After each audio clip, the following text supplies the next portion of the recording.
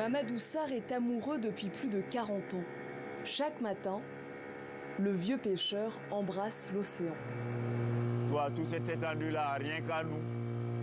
Tout cet espace, on n'est pas dérangé, il n'y a pas de circulation. Alors donc on s'épanouit.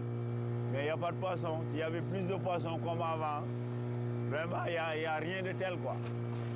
Ce pêcheur du quartier de Ouakam, à Dakar, n'arrive plus à vivre de son métier. Il y a une dizaine d'années pourtant, ce fils et petit-fils de pêcheurs attrapaient de telles quantités de poissons qu'il devait choisir lesquels garder. Tu vois, là c'est un petit tchof. Autant ça, je devais le rejeter en mer, mais je suis obligé de le garder. Je prends tout ce qui vient, je prends. Parce qu'il n'y en a plus. Sinon, je ne vais pas me nourrir. Il faut que j'amène du poisson à la maison. En cause, selon lui, les chalutiers industriels étrangers qui raclent les fonds marins. Il pointe notamment du doigt un accord de pêche entre le Sénégal et l'Union européenne. 45 navires européens ont le droit de pêcher dans les eaux sénégalaises 10 000 tonnes de thon et 1 750 tonnes de merle noir par an. En échange, l'Union européenne et les armateurs doivent verser au Sénégal 3 millions d'euros chaque année. Un accord que rejette ce père de 6 enfants. On ne peut pas signer des accords à un moment où vraiment les stocks sont menacés. Tu dois avoir du poisson à manger avant de vendre. Tu dois manger d'abord, à ta faim.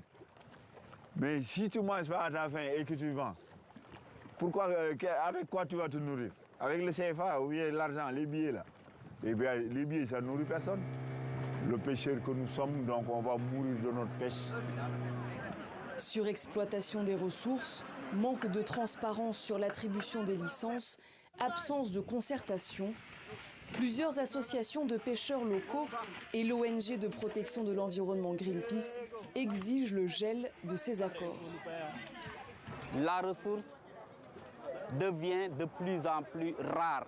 Il n'est pas du tout logique qu'on signe encore des accords de pêche sur ces ressources. Ces accords ont des impacts négatifs même au niveau européen parce qu'aujourd'hui, comme vous le savez, il y a beaucoup de pêcheurs ou bien beaucoup de communautés de pêcheurs qui prennent aujourd'hui leurs pirogues pour effectuer ce qu'on appelle l'immigration clandestine.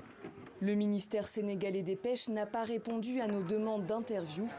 La surpêche menace en tout cas ce pilier de l'alimentation sénégalaise. Le poisson représente plus de 70% des apports en protéines de la population.